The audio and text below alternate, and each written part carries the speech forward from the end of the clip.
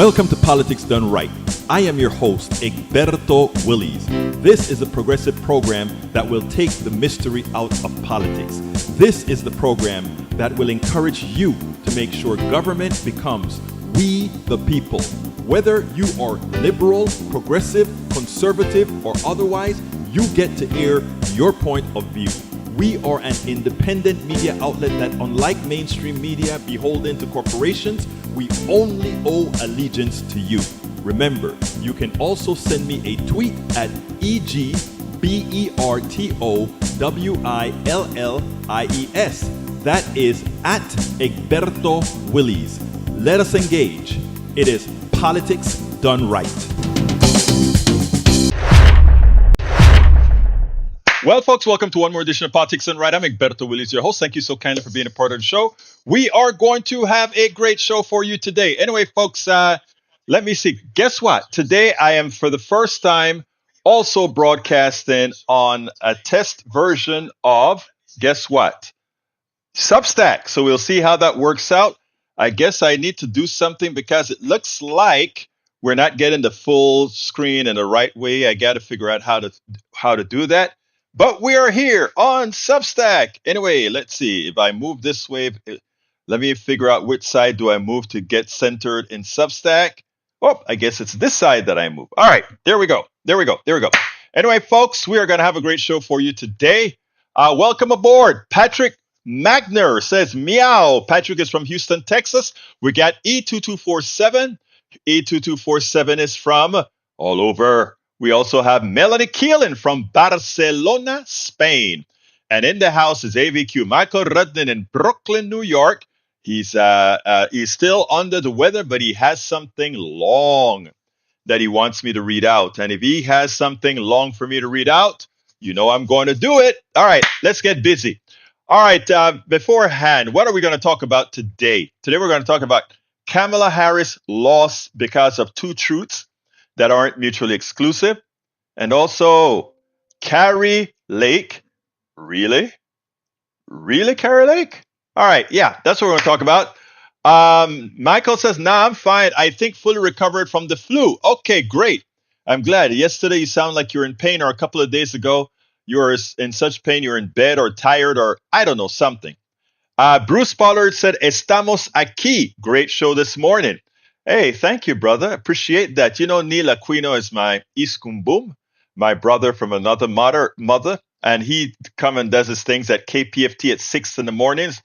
Don't forget, folks, if you want to see us, right, KPFT 90.1 FM, you can listen on air, you can listen on the tubes, and more than likely, if this stuff all works out well, we'll also have it here at what would I say? We'll also have it here on the screen at Substack. Anyhow, so let's get busy. Michael Rudden said the following. Egberto, please read this one out in full from Ken Klippenstein. I've obtained a copy of suspected killer Luigi Maggione's manifesto, the real one, not the forgery circulated online.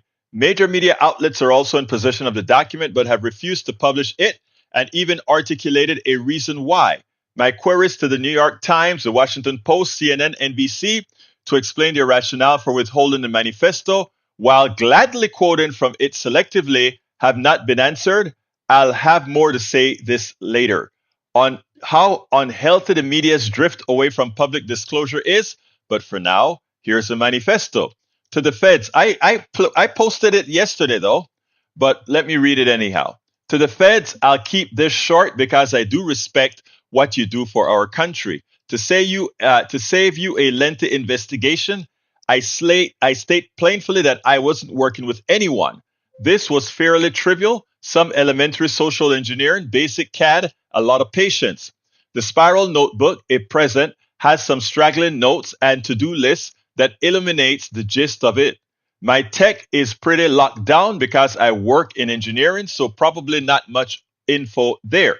I do apologize for any strife of traumas, but it had to be done. Frankly, these parasites simply had it coming. A reminder, the US has the #1 most expensive healthcare system in the world, yet we rank roughly 42nd in life expectancy. United is the indecipherable, largest company in the US by market cap. Behind only Apple, Google, Walmart, it has grown and grown, but has our life expectancy? No. The reality is these undecipherable have simply gotten too powerful and they continue to abuse our country for immense profit because the American public has allowed them to get away with it.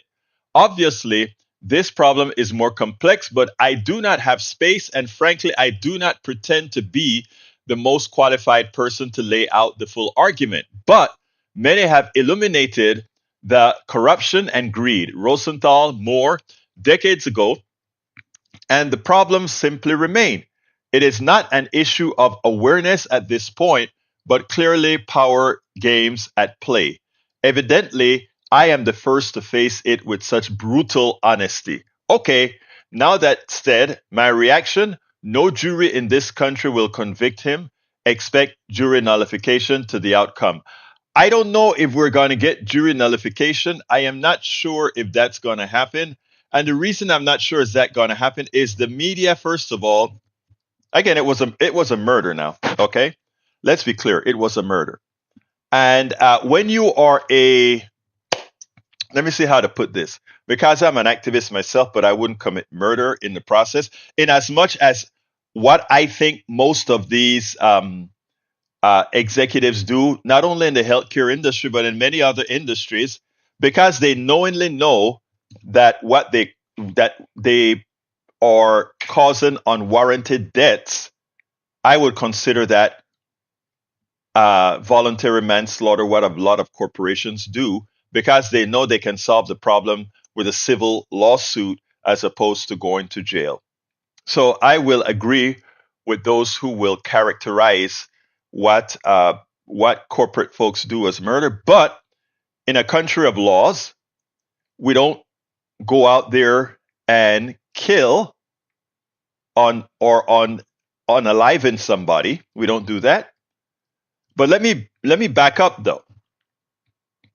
For those who decide to do that, they should do that knowing that because we are a body of laws, that they will ultimately pay the price for breaking the laws that we currently have, with the expectation that maybe in the future people would say, that was a war.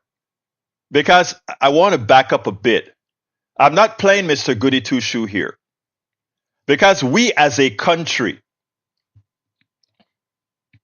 when we want to get something that we want, as long as it's outside of the country or even in the country, our country has carte blanche to go ahead, maim, kill, hurt, harm, and nobody calls it murders, right? When America went into Panama, and I use this all the time because that is still PTSD on my psyche. When Bush invaded Panama and killed thousands of Panamanians, purportedly to arrest Manuel Antonio Noriega because he was selling drugs into the United States, then that was considered okay. Nobody went to jail for that or that. So I can see my brother Michael Rudden's premise. But if you are an activist and you are going to commit a crime as an activist, you do so knowing that said crime may land you in jail. You will be a martyr, and you'll have the respect of a lot of people because they will see you as a fighter for good, if what you're fighting for is good, But let me tell you where I would like to take this. There was a story today that Katie Tur did of this woman who had an appendicitis, and her appendix had blown up. She had to get to the hospital quickly. The ambulance took her to the quickest hospital they could get her into. She got her procedure done. Everything was A-OK, and everything was denied by the entire surgery was denied by the insurance company. And that person appealed 3 times. And on the last appeal, they told her it was her fault that she didn't go to a hospital that was in network. It was her fault that she didn't go to the ambulance took her. She is in utter pain. She is fighting for her life. And we are saying we have a healthcare system that while you are fighting for your life, you have to be concerned about how do I get to the right hospital. You know, I had a high blood pressure crisis at KPFT 90.1 FM in Houston once.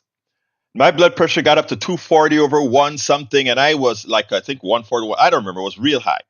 And I felt jittery, and they took my blood pressure. And when I saw that, I thought I broke the machine the first time, took it again, and we finally got a pressure.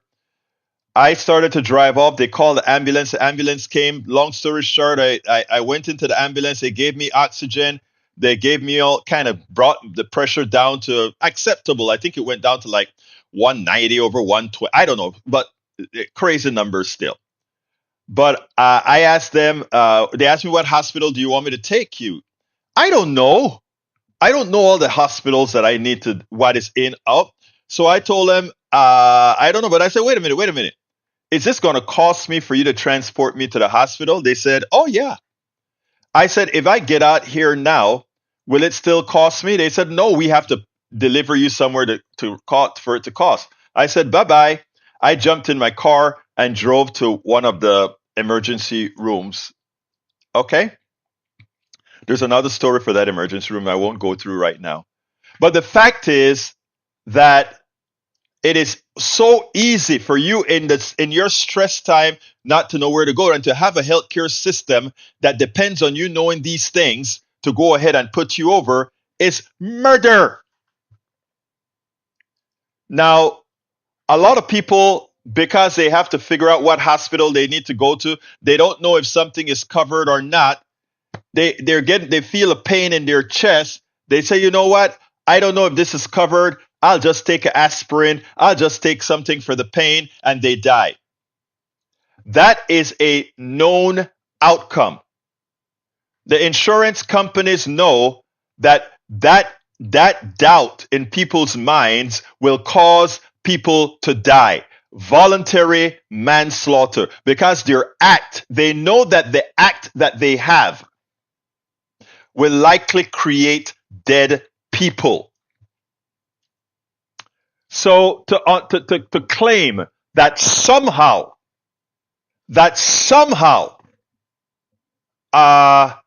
it is, these guys have a heart, or these corporate, Brian Thompson was going to an investment thing where they were going to brag about how much money they were making their shareholders and how much bonuses they were going to collect. Okay. And that is so obscene when you understand that every bonus they get, every money the shareholder gets is healthcare denied to somebody else. It's the death of somebody whose healthcare wasn't going to be paid. So a lot of folks are wondering, well, why are so many people not feeling it for this guy Thompson, and why are they making Luigi, what is his name? Luigi Gaviani or whatever Giovanni or whatever his name is. Why are they making him a hero? Because the people are fed up. They know that they're dying. They know. I want to play something that I played yesterday again, because I think I don't know how many people got to see it. So let me go ahead and play this. But let me go ahead. And by the way, guys, I think I got all my configurations correct for the system, both to tie into Substack and tie into the telephones. I think I got it all covered now. So later on, I'm going to ask one of you guys to call in to make sure that our setup is working correctly, working the way that it is designed to work. But before I do that, I want to make sure and play this one for you, and then we'll get started. Check this out. We'll take it on the other side. As you know, they're trying to make it that anybody who talks about the reasons that Mr. Luigi. Luigi went ahead and killed and unalived the CEO, that if you somehow try to get something out of it, you're being so bad. And, too many Democrats as well are calling out people who are using that as a catalyst to talk about the failed healthcare system. Well, I think it's a TikToker or Instagrammer, had quite a bit to say, and it was picked up by MSNBC. I want you guys to listen to this, and then we'll take it on the other side. Within minutes of the shooting, people began to rage at a system that isn't working and a healthcare industry that puts profits ahead of patients. But instead of feeling heard by American leaders, many felt their anger was being willfully misconstrued. I am still watching the reactions of establishment Democratic politicians to this United Healthcare assassination and increasingly realize why we lost the election.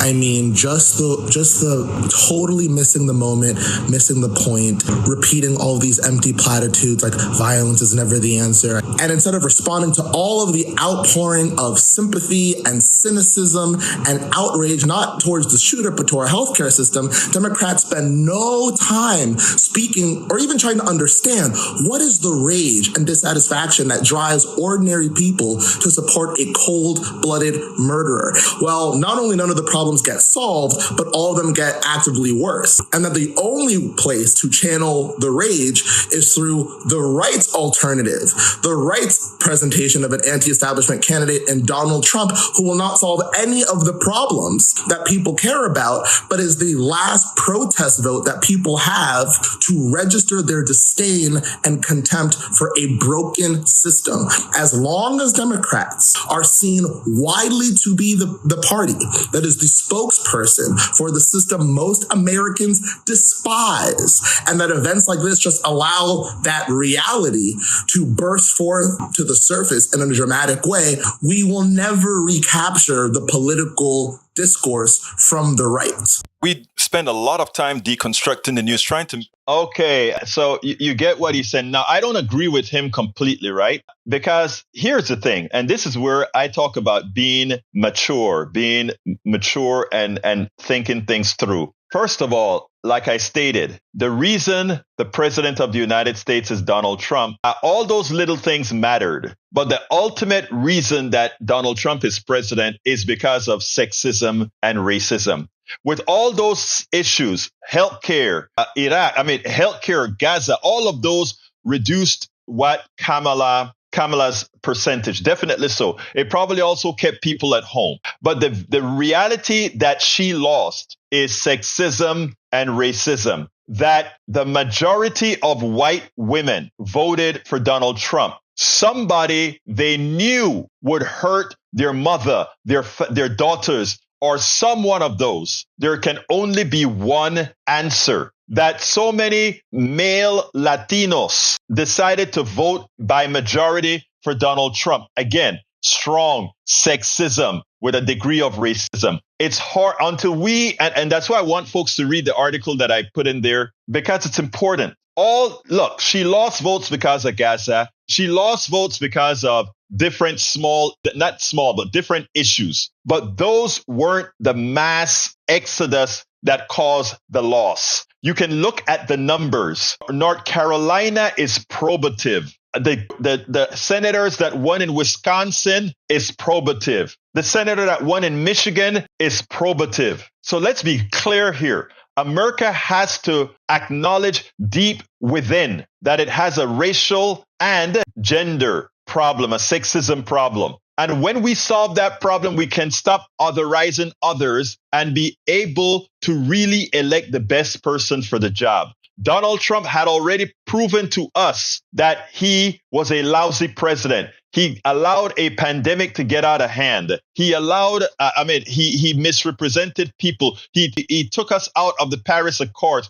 We can talk about how this guy was a clear and present danger, not only to the United States, but to the world. And as opposed to the American people saving the world, the American people put the entire world again in jeopardy. They put the Defense Department in the hands of Hegseth, a man who hates women. They put our DNI in the hands of a woman who we know is incompetent for that particular job. We know he attempted as attorney general to put a sick rapist as attorney general. That is who we elected. Well, not we. That's who right wingers elected. And those of us that didn't vote, you did that election as well. But again, he didn't win because of what the brother just spoke. But what the brother just said is just as important. And that is Democrats got to get with the program that actually says we understand that killing is wrong, but we also understand that we need a new healthcare system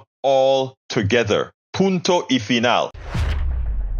Actually, that is right. Punto y final. Anyway, folks, let's see. Yes, Brudden, it's funny. Mark Zuckerberg gave Trump's inauguration fund $1 million. Buying access, maybe? Of course, that's what it is. I am going to have a special with a special person who used to work for, not who was a contributor to a very progressive network, who quit on air because that progressive network as well is trying to cozy up to Donald Trump in the fashion of making the right wing seem plausible. Make the right wing seem well. I don't want to give away too much because I'm still trying to reach him. He's supposed to be calling me the next time he stopped. He's traveling right now, and I want to bring you guys that interview. But look, I see too much of this happening with the media all over. Normalization of this criminal, normalization of this convict, and that is something that I don't. We are not going to stop it for the corporatocracy, but we can stop it for the grassroots. We cannot allow these people to control the minds of the grassroots that somehow normalizes the evil that is Donald Trump and the whole cabal of nutcases that he's bringing in. And I said that. I don't say that holding my tongue. The nutcases that is coming into the White House. Anyway, let me go ahead and read from E2247. I always need to call out those numbers. Below are Gaza-only stats for the day 433 of the war. Day 433 of the war, at least 44,835 of 835 Gazans killed. That's 3,077 more than day 365. At least 106,356 wounded. That's 9,376 persons more than day 365, equal 151,191 casualties. That's real. That is real. All right, continuing. Let's see what else we got here. Michael says, I'm fine. I read that already. Lee Grant is in the house from Montgomery County. How are you doing, Lee? Welcome aboard. Thank you for being here. I can listen from my bed. Yeah, Bruce, because you can listen to it on Substack. You can pick up your Substack. And I think if this works out fine, I will also be broadcasting the 6 a.m. show on Substack as well. So, I mean, again, this is a new thing, and I probably have to get it adjusted so that we get a fuller picture. I don't think you need my big face up in your face all the while. I have to figure the technicals out of that in a little bit, but I'll do that the next time around. All right, let's see what else we got here. Para ver. I'm scrolling down, folks. Bear with me. Para ver. Egberto, put this onto the screen. You know, if you ask me to put it on the screen and it's not going to get me in trouble, I'll put it on the screen. And you know what, guys? Where is it? Get over here. Get over here. But before I do that, I got to make sure I am not screwing something else up. There we go. Let me go ahead and put what he asked to put on the screen, and let's see if it'll make it. It says as follows. When the rich rob the poor, fight back, it's called violence. Okay, I got to do it. I read it all wrong. When the rich rob the poor, it's called business. When the poor fight back, it's called violence. That is so true. That is so true. And, you know, I gave the example of what occurred in Panama. right? But that is for another day to continue. All right, Yvette Avery Herod from Atlanta, Georgia is in the house. How you doing, our beautiful Yvette? Great to have you here. Para ver, I think, let me see if there's another. Okay, that is the same chat. That is the same one. What else we got? Mike Cisak says BLM influencer calls for violence to change the status quo. Oh wow. Oh my God. You know, we have 3%. We have the some kind of boys. All of these guys doing violence. You got one person from one group, and you guys try to nationalize that. We won't fall for it at Politics Done Right. We report the truth. All right. Let's see. Let's see. Michael Radis says Italians in my neighborhood even joked about that earlier, that it sounded like an Italian name, though the joke was lost in translation. Okay. Michael Radis says if so many people weren't desperate to the point of desperation when they got news about their insurance coverage being delayed or denied, maybe this wouldn't have happened. Again, this is where the dangers are. Michael Rudnett as well says, Egberto, one for the screen. Another one, Michael? Another one, Michael? All right, I'll put it on the screen. And folks that are on Substack, since we're only showing a little piece of the screen, I am going to try to figure out how to put the full screen on Substack the way our brother Tom Hartman does it. I'll figure that out. But like I said, today's the first test on Substack. For those of you who are not there yet, go to Substack and subscribe to my channel, egberto.substack.com, egberto.substack.com, or you can get to it via politicsdoneright.com/newsletter. politicsdoneright.com/newsletter get you to my Substack, and then you can actually, if you get download the Substack app, you can actually do what again? If you download the Substack app, you can actually see what we're doing on this. Oh, that was Tom Hartman's live. Let me see if it'll let me show my live. So here we go. Para ver, andate hombre, ¿qué es lo que te pasa? Vamos a ver ahora mismo. Okay. All right. But anyway, you get on Substack, you can see our live on Substack if you get the Substack application. So get a Substack application. Go ahead and subscribe to Egberto Off the Record. And we're likely going to be playing this twice a day, meaning we're likely going to have the program on at 6 a.m. Central and 3 p.m. Central on Substack if this works out good. And so far, it looks like it's working out very well. It is scrolling well. It is streaming well. There are no delays. Well, Substack has an automatic delay. It looks like about 5 to 10 seconds. I'm not sure how much it is yet. All right. Let me continue reading your stuff before I go into what we really want to talk about today. All right. Michael Radnes Egberto agreed. Our last election showed that ours is a deeply racist and sexist nation.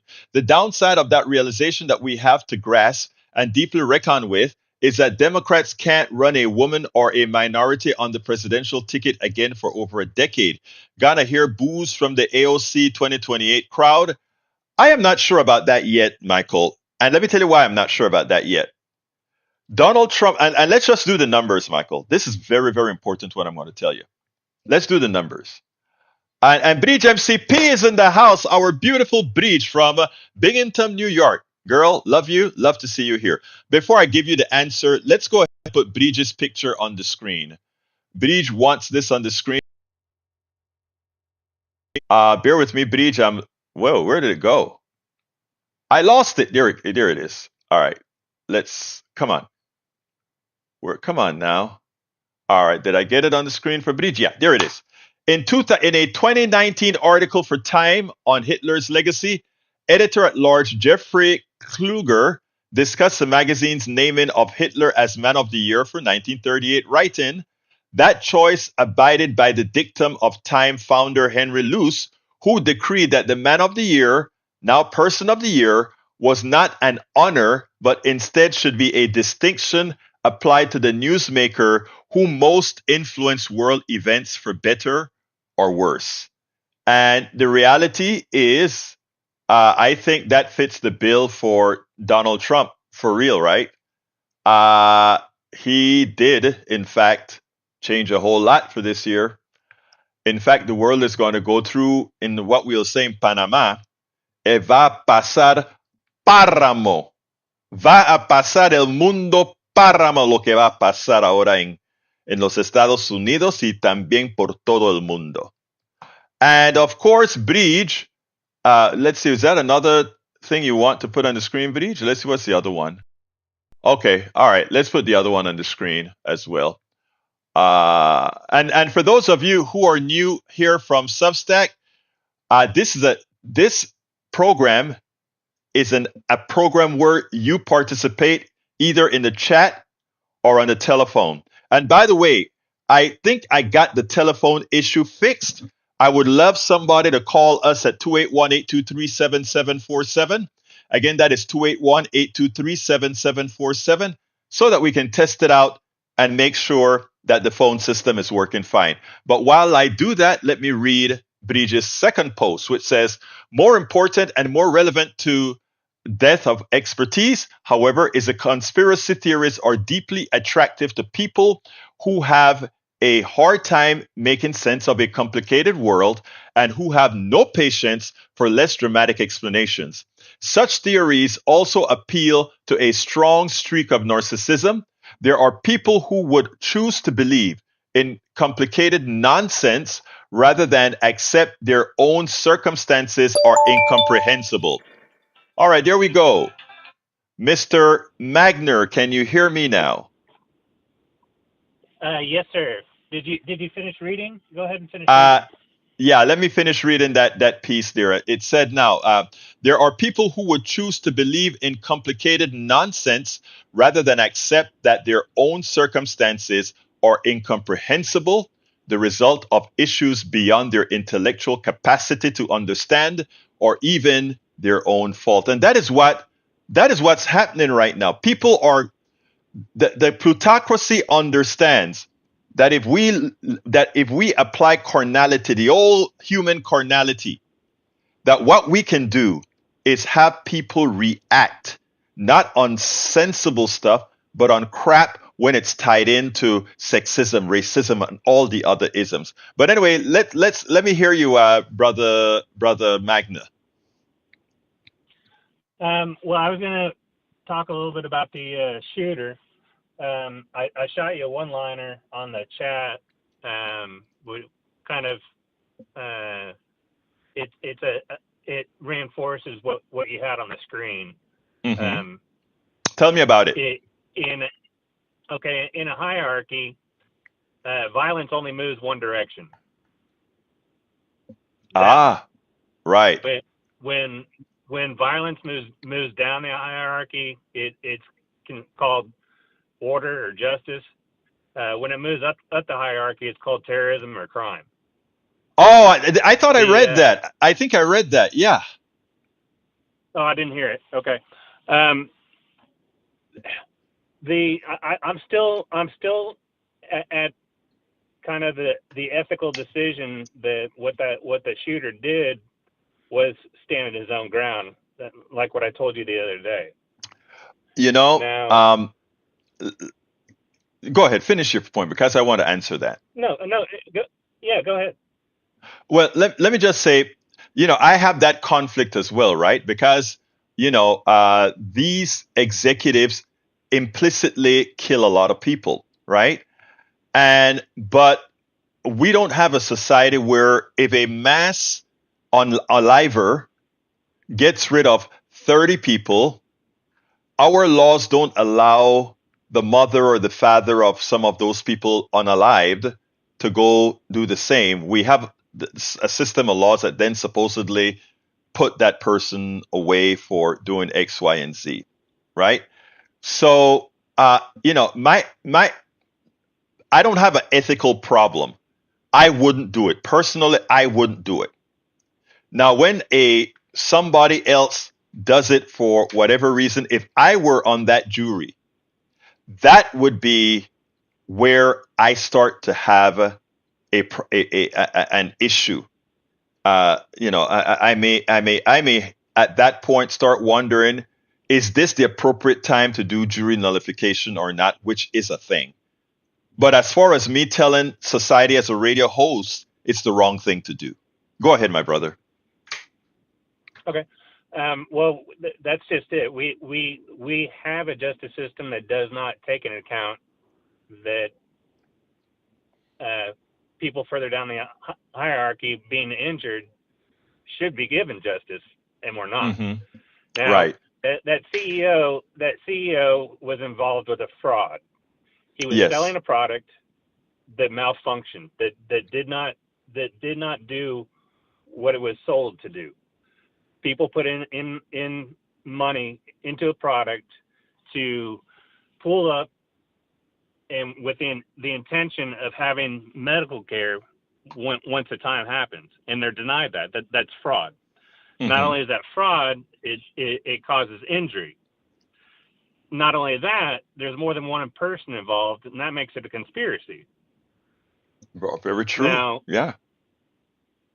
Now, let me ask you this: if you think if I was outside a school and I started witnessing a shooting and I was armed, but I wasn't the one that was in jeopardy, and I killed that person that was in that school, do you think that I would go to jail? The truth of the matter is, put it this way: if they arrested you and put you in front of a jury, I would completely say you're innocent, and not only that, but you're a hero. But I am not a lawyer, so I don't know what the law actually says there. Do you know? I would hope that I would get off, Right? because I was stopping a suffering. I was stopping violence. Mm-hmm. I mean, I would hope so too. Right?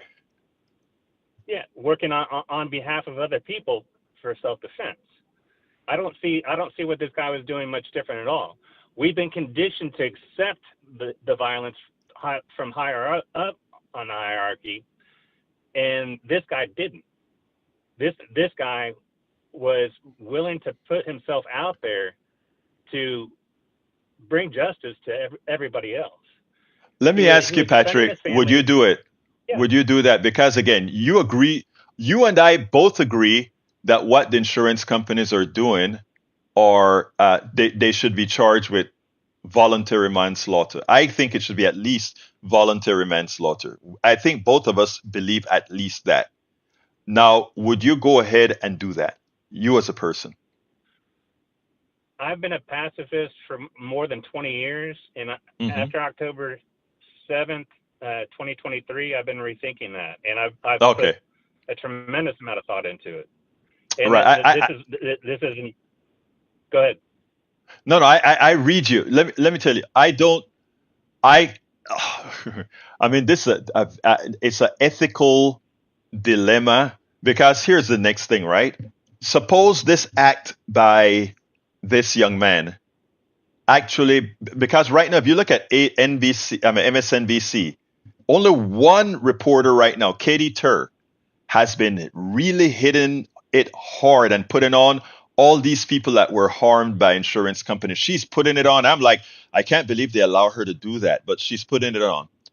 Suppose it actually changes something, and then so what his act did was successful. What would be, what that would say that act did save people's lives, and then it falls into the first thing that you said, right? Yes. Wow. Yeah, I read you. It's a difficult. Yeah.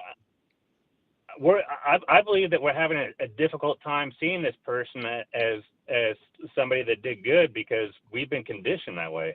And I'm very careful in saying that, because I mean it disturbs me to say that, but I tell you all the time that this society is broken. I think this is another area where the society is so broken, we will demonize somebody that was justified to continue the lifestyles of these super rich people. Now, it's already made change, because one insurance company was was changing the policy to where they were going to limit the amount of anesthesia somebody was going to have, which means if a operation went wrong and you had to have longer, more anesthesia than the typical surgery, that typical surgery would take, you would end up with a gigantic bill when you wake up. That is what And Anthem tried to do. Yeah, well, they made that change the day Yeah. after this guy got killed. Exactly. So exactly. he has pushed some change, and Yeah. if you've heard the term "eat the rich," Yes. what this is exactly what eating the rich would look like to me. Right. Well, the thing about it is, it is the rich is so savagery, harming people right now that you wonder what, again, these are difficult questions right this minute. They're very difficult questions right now. So, I mean, the question is again, what do you do? But I read you. Anything else on the subject, my dear brother, before I move on to some of what I wanted to talk about today? No, but I think that we should all think about this as not being so black and white. Amen. First of all, I hope in all the writings that I've done so far that you've read, that you notice that's exactly the take that I've been taking. Yes. Yeah. Great. I'm trying to support you on it, and I want other people to hear it. Thank you, my brother. Appreciate you, and you keep calling in, and guess what, guys? I think I got the connectivity problem solved. So anybody else want to call in as well, because you know what? I think we've got it fixed. I think we have got it fixed. Anyway, anybody else want to call in and give us a shout? Just feel free to do so. Let me see what else I got here. Let me finish reading. Tom C says, what is that? Okay. All right. Tom C says, Time Mag names Trump Person of the Year in 2016 and 2024. Time also named Adolf Hitler in 1938, Joseph Stalin in 1939 and 1942, and Putin in 2007. Being Time's Person of the Year is not necessarily an honor, but Donald Trump would never see it that way. Donald Trump would be telling everybody, I was Man of the Year. I was Man of the Year. He'll say that over and over again. All right, let's see what else we got here. That is what I posted. Did you see it? ¿Qué pasó? ¿Qué pasó? ¿Dónde está? All right, continuing. Patrick Magnus says, Val is accepted when it moves down the hair. Oh, yeah, that's the same thing that Sister Bridge had to say. Let's see what else we got here. We have our heads in the. Hey, Bridge, guess what, Bridge? One of our good friends, our MAGA good friend, Mr. Cesek, think we have our heads in the sand. Can you believe that? He thinks we have our heads in the sand. But remember, Bridge, calm. We love everybody in our chat. We love everybody that listens, because we know that ultimately, even if they don't get it, those who see the absurdity of much of what they say, we love you. They will continue to help us spread the word. Anyway, folks, let's see what else we got here. Making false claim. False claims doesn't justify murder. We have the judicial courts to settle injury or criminal act. Yeah, but what happens when somebody gets killed? And how do we stop people from killing other people, right? Please tell me, how do we do it? We just, what the United States does is they just go blow something up, right? You can talk about judicial system, but I'm from Panama. And the United States killed 10,000 Panamanians to get Manuel Antonio Noriega because he was facilitating drugs into the United States. He was a capitalist, giving the United States what they wanted, which was drugs. Same thing Mexican president told to Trump. Hey, guy, you can throw tariffs on. We'll throw the tariffs right back on you. And by the way, Trump, it's not us who are druggies. It's your folks who are druggies, Trump.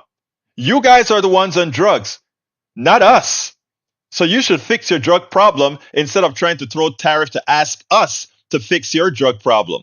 And by the way, Trump, those guns that come over here and that are killing a lot of Mexicans, guess where they are manufactured? Guess where they're from? They're from the United States. So you're bringing death into Mexico with all those guns. You see? Be careful how you point fingers. They point right back at you. They point right back at you. Okay?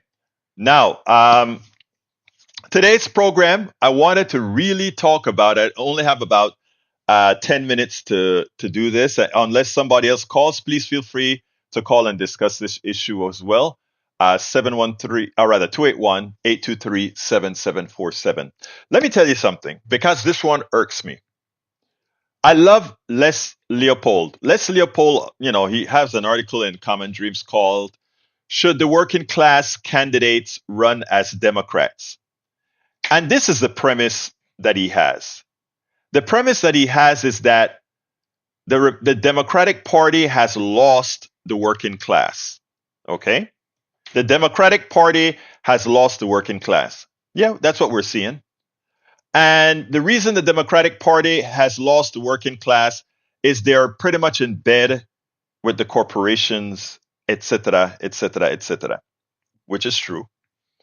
The neoliberal faction of the Democratic Party is, in fact, in bed with the corporatocracy, no less than the Republicans. In fact, the Republican Party is trying hard as hell not to have policies that Democrats want, and even our neoliberal Democrats, policies that they want that would make life better for the working class. So we have two things here. We have a Democratic Party who is too close to the corporatocracy, the neoliberal portion that is. Then you have the Republican Party that is entirely in bed with the billionaire class. Now, you still have many in the working class. They have those two choices, right? And why do they have those two choices? Because in the darn primaries, when the super progressives are running against many of the neoliberals, who do they elect again? They elect the neoliberals. The progressives are saying, these are the things we want to do. Elect us in the primary so we can go up against those billionaire Republicans. So what does Trump and his minions do? They triangulate. Because they're fantastic liars, they lie to you and say they're going to do all these things that we know their policies don't support. But it's deeper than that. The working class that Trump is talking to, they know the truth. They know that Donald Trump lies. They know that he's really not going to give them anything. They know that when they talk about the economy is a crock, because again, the economy under Biden, sans inflation, it was and continues to be better than the economy under Trump. Obama passed Trump a great economy or a good economy, and Biden is passing Trump a great economy by the numbers. I'm just talking about in the aggregate, not on an individual basis. Now, Donald Trump is inheriting the best capitalist government, the best capitalist economy. And by the way, who gets screwed in a capitalist economy? The working class. All right. So those of us who want to have a free enterprise economy, enough of us didn't win, but we still had a lot of influence on Biden, so that Biden would have passed in his first year the type of policies that help people, that cut poverty in half. We did it. We passed policies to bring back manufacturing. We did it. We brought back infrastructure spending that created a lot of jobs. We did it. Donald Trump said he was going to do all these different things. He never did it. Okay. So now, Mr. Leopold, which I like, tries to now throw shade at those in the Democratic Party who simply say that the real reason Harris lost was because of sexism and racism. He takes exception to that. All things being equal, it is naive to believe that those people who voted for Donald Trump, those people who know that Donald Trump would take away the privileges of women, those people who know that Donald Trump was going to do a whole lot of these things for billionaires, etc. They knew also that he was likely to cut a lot of their programs, that they would still vote for him. No. The only thing that Donald Trump needed to do to convince a lot of people to vote for him was to play the card that this woman, are you going to really have this woman with a pigment? And he used every form to tell Americans that how can you have that as your president? They try to make her dancing look like it was not presidential, even though he looks like a fool dancing trying to be presidential, right? They try to make it look that her laugh was somehow, they did everything possible to stress her gender and race and mess with the carnality within so many people's minds. Why would white women vote for Trump, who disparages them, who holds them by their crutches, who've raped many of them, who've done all these things to them, who now is taking away their rights? Why would they vote for him? The only logical answer is they yet have not outgrown the prejudice. And it's more than one kind of prejudice. It is gender, it is race, and it's that patriarchy. And that occurs in every person, right? There are so many people that just don't envision what a professional looks like, what a president looks like. When I worked in engineering at companies, I give you a quick story. This one hurt to the core. Our company had a product called Solar Flow Plus. And they thought they were going to have to redesign this entire product because they needed more memory to store data for 30 days, because it was going to be out in the desert, and if the transmission signal went down, that computer would be in the middle of the desert and would lose the data. So my boss brought this whole thing to me, the code, everything, the technical specs of this computer. I looked at the technical specs and everything, and I said, oh my God, sir, I can fix this problem. You don't have to redesign the computer, because that would have to go through something called intrinsically safe policies through the government for regulations, etc. We could simply change the software, and I can create a fix between these two computers. I could use a computer not designed to do something and make it do it. And they went to the person who created the product, and he said, no, that can't be done. I finally talked to the person who created the whole company that created the product and said, this is how we would do it. And he said, oh my God, that's ingenious. We can do it. So the project that was supposed to take a year was completed in 2 weeks. It went through testing in about a month, and they went ahead and called the company. The company was in shock. This was supposed to take a year and all this investment. How comes it's so? So it's time to go ahead and give them what was done. My boss comes into my office and he says, Egberto, your time is too valuable. By the way, I just got through with that project. I have nothing doing at this point in time. He says, your time is too valuable. And he brings in John, not John, I think it was Tim. He brought him in and he said, tell him everything that you did, because he's going to go into the conference room and discuss this with the executives from the company. And the executives from the company only saw him. And every time they ask a question that was outside the bounds, what happens if this? What happens if that? What happens if we have a storm? What happens if we have all these things? The VP would have to run to my office. Egberto, what would happen if you do this? After about the 5th or 6th time, he got tired. He said, just come on. And he took me to the room.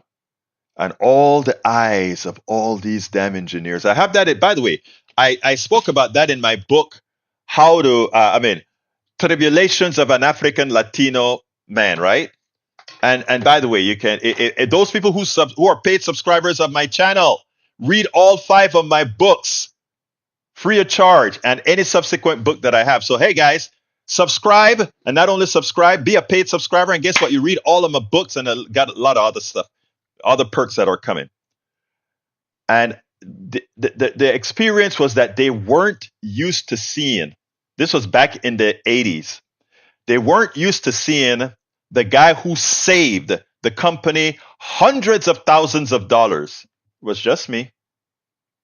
They couldn't see it. And it hurt me to the core because I understood nobody had to say anything. I understood exactly why I was not the one that gave that presentation. And it hurt to the core. I know the hurt that Kamala Harris felt because the person that she lost to was a convicted felon that is dumb, that doesn't have much intellect, but she lost to that guy because the people of America just couldn't look over her gender, patriarchy, and her race, even as she would make. And look, I'm not like a super fan of this woman. She is a partial neoliberal, even though better so than most, because she did believe in Medicare for all at one time. But the thing is, too many people didn't see within her. They made their prejudice take over what had to be done. And for all the talking heads on TV not to acknowledge that reality, every person of color knows it. Every single person of color understood what occurred. When you look at the statistics and the numbers, we understood what occurred. And if we don't handle this straight up, if we don't handle this the honest way, none of this changes. And it starts when I talk about the main media not being reliable. That's what I'm talking about. We have to start it. And that's what we do here at the progressive media, the independent media. So anyway, folks, I got to get out of here. I'm running a little bit late, but let me ask you guys, those of you who are watching, please support the program. How can you support this program? You can support this program by subscribing to our Substack. That subsidizes all our networks. You can, so please go ahead and consider going to politicsdoneright.com/newsletter. That is politicsdoneright.com/newsletter. That is how you can, that takes you to our Substack sign up page, I believe. And that help us do what we do. Of course, if you don't want to do that, there are other ways to support us through our Patreon, etc. But all that information can be found at politicsdoneright.com/support. politicsdoneright.com/support. But again, please, those of you who can, support us through our Substack, politicsdoneright.com/newsletter. So anyway, folks, but here's the thing. Here's the thing. I want all of you to know one thing. Donald Trump is president. Donald Trump really won this election. Donald Trump, but again, he got less than 50% of the vote. So it's not like this is a real big win. It's a tiny win. Democrats don't need to change a lot. What we need to do, and by the way, if we just, Michael Rudin, the reason I brought this up, and I have to be real quick, Michael Rudin says we can't run someone for 10 years. Every year, we get hundreds of thousands of 18-year-olds.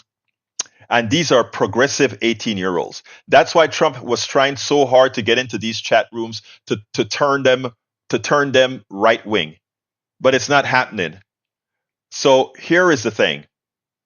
We can do it. We can do it. I mean, if the best person is a woman the next time around, we do it again. If not, we do whatever it has to be.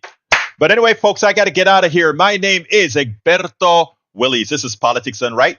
And you guys know how I end this baby. I am what? Out!